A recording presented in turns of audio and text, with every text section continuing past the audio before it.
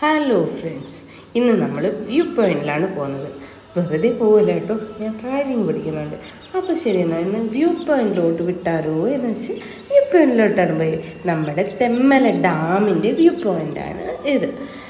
നമുക്ക് ഞാൻ ഒത്തിരി പ്രാവശ്യമൊന്നും പോയിട്ടില്ല.